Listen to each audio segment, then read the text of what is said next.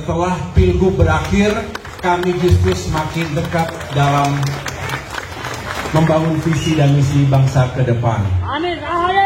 Kami juga sering bertatap muka dalam berbagai kesempatan. Memang tidak semuanya diketahui oleh publik, tetapi dalam berbagai pertemuan tersebut kami tentu membangun semangat yang kuat untuk sama-sama membawa perubahan dan perbaikan di negeri ini. Secara pribadi, saya juga menyampaikan bahwa semoga kedatangan Mas Anies ini juga semakin mendekatkan beliau.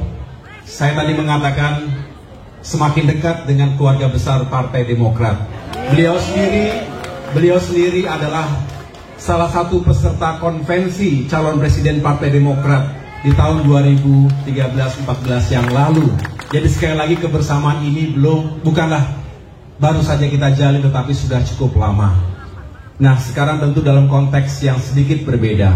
Saya baru saja kembali dari perjalanan ke Jawa Tengah dan daerah istimewa Yogyakarta untuk melantik para ketua DPC Partai Demokrat di wilayah tersebut, termasuk melakukan dialog rakyat untuk bisa mendengarkan aspirasi mereka. Saya menangkap ada semangat yang sama di sana-sini bahwa masyarakat kita yang tentu berharap Indonesia lebih baik ke depan. Isu-isu di bidang ekonomi dan kesejahteraan rakyat, kemiskinan, pengangguran, ketimpangan, termasuk isu-isu dalam demokrasi dan kebebasan sipil, serta penegakan hukum dan keadilan. Kita semua berharap masyarakat Indonesia juga bisa semakin baik hidupnya dari waktu ke waktu.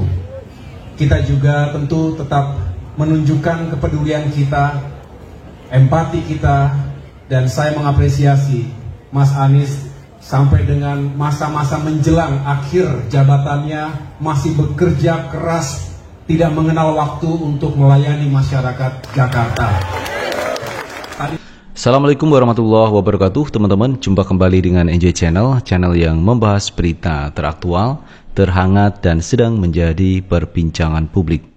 Sahabat NJ Channel, kali ini yang akan kita bahas yaitu mengenai hasil survei dari lembaga survei yang ini melakukan penelitian terhadap calon presiden yang diunggulkan untuk maju di 2024. Ternyata teman, ada beberapa lembaga survei yang mengatakan bahwa Prabowo Subianto akan menang di Pilpres 2024. Dan ini merupakan hasil survei terkini dari survei Indobarometer yang mengatakan bahwa Prabowo Subianto akan menang di Pilpres 2024. Dan tentu saja ini disambut gembira oleh para kader dari Partai Gerindra.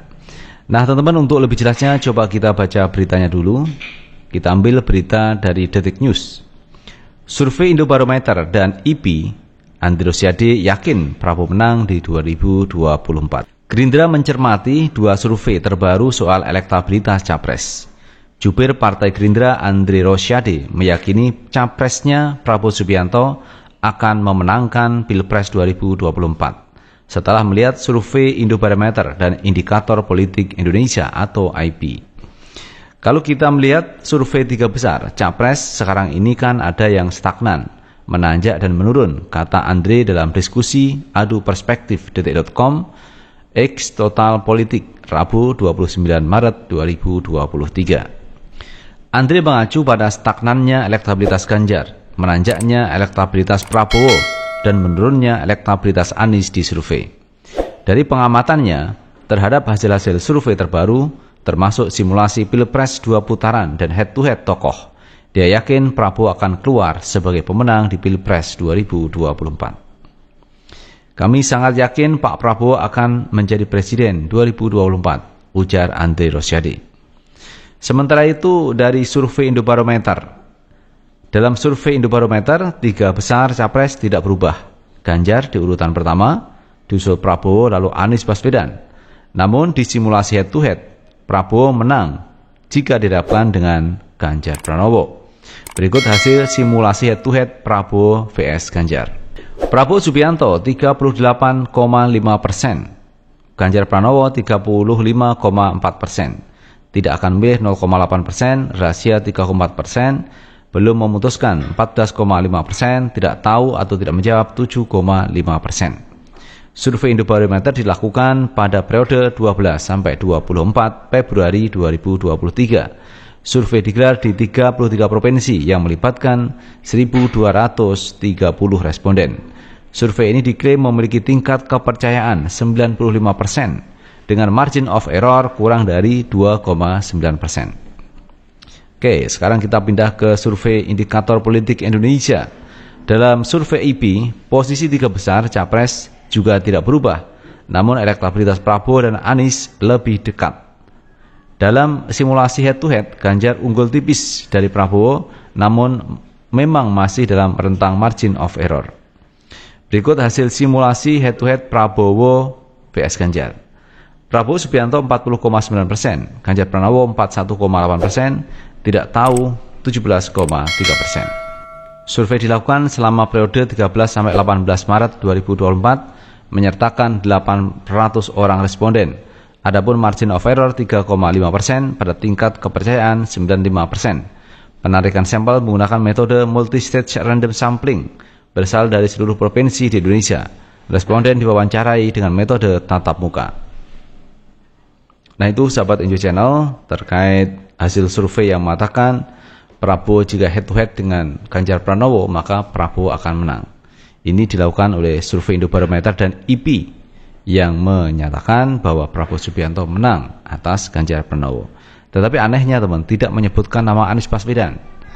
Jadi kalau hasil survei itu menyebutkan ada Anies, ada Ganjar, ada Prabowo Subianto, ini akan lebih menarik. Tetapi dalam survei tersebut tidak ada nama Anies Baswedan. Artinya Pak Anies tidak dimasukkan dalam survei tersebut. Jadi ini menjadi satu pertanyaan juga teman. Kenapa Anies Baswedan kok tidak dimasukkan dalam survei tersebut? Harusnya semua tokoh yang punya kesempatan cukup besar harusnya diangkat di situ, termasuk Pak Anies Baswedan. Karena bagaimanapun juga teman ya, kalau kita lihat di DKI Jakarta kemarin pada pemilihan gubernur ini mayoritas partai politik itu mendukung Ahok. Tetapi berakhirnya yang menang juga Anies Baswedan. Nah, jangan-jangan di Pilpres nanti juga begitu. Anies yang seolah-olah ini tidak diperhitungkan, tetapi ketika Anies ikut dalam kontestasi justru menang. Ini sangat mungkin terjadi teman, karena publik itu yakin bahwa Pak Anies nanti juga akan bisa bertarung di 2024. Ada adu ide, ada adu gagasan, yang semua itu bisa dimunculkan oleh Pak Anies Baswedan. Apalagi Pak Anies sudah pernah menjadi Gubernur DKI Jakarta, akan mudah menjelaskan terkait peta ekonomi, peta kekuatan bisnis, atau kebijakan makro atau mikro oleh Pak Anies Baswedan. Karena Pak Anies sudah punya pengalaman terkait itu. Beda dengan Prabowo Subianto yang belum punya pengalaman menjadi seorang gubernur. Nah, Anies, Ganjar ini punya pengalaman menjadi seorang kepala daerah atau gubernur. Tapi ya itulah teman, kita sudah menyampaikan bahwa survei Indobarometer dan juga survei dari IP yang menyatakan bahwa Prabowo menang atas Ganjar Pranowo jika itu head to head teman-teman. Tapi sayangnya tidak menyertakan nama Anies Baswedan dalam survei tersebut. Itu sahabat Enjoy Channel yang bisa kita bahas kali ini, dan terima kasih sudah menonton. Jangan lupa tetap like, subscribe, share, dan komen di channel ini agar kita bisa membangun channel ini menjadi lebih baik lagi. Sukses selalu. Assalamualaikum warahmatullahi wabarakatuh.